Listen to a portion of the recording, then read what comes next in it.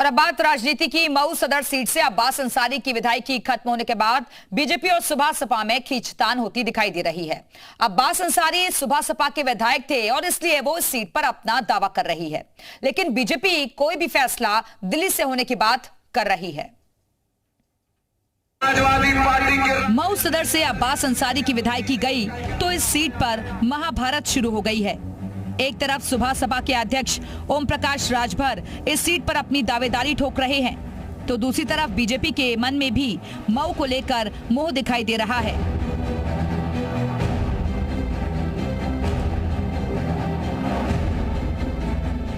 दरअसल मऊ सदर सीट से अब्बास अंसारी सुबह सपा के टिकट पर चुनाव जीते थे। चुनाव के दौरान अधिकारियों को धमकाने का केस दर्ज हुआ था। इस हेट स्पीच मामले में अब्बास अंसारी को 2 साल की सजा मिली है।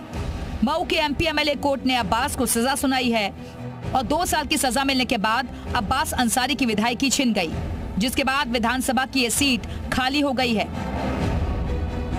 अभी तक अपने विधायक रहे अब्बास अंसारी के लिए सुबह सपा के अध्यक्ष ओपी राजभर हाईकोर्ट जाने की बात कर रहे थे, लेकिन अब मऊ सदर सीट पर अपनी दावेदारी भी करने लगे हैं। भारतीय समाज पार्टी लड़ेगी। इसके लिए तो बीजेपी कह रही है कि ये तय तो दिल्ली करेगा। दिल्ली तय करेगा, दिल्ली बात होगी ना। आप लड़ेंगे वहाँ? हाँ, चुनाव लड़ेंगे। योगी सरकार में मंत्री ओपी राजभर ने तो अपनी पार्टी का पक्ष रख दिया, लेकिन बीजेपी उन्हें किसी भी तरह की जल्दबाजी में बयान न देने की नसीहत दे रही है। मऊ सदर सीट पर मिलजुल कर हल निकालने की बात कह रही है।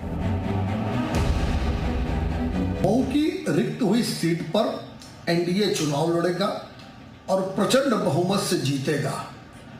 कौन चुनाव लड़ेगा ये केंद्रीय नेतृत्व तय करता है, लेकिन एक संदेश है रिक्त होने का कि अखिलेश यादव की जो बदला लेने की राजनीति है। 2022 के विधानसभा चुनाव में सुबह सपा ने सीट जीती थी।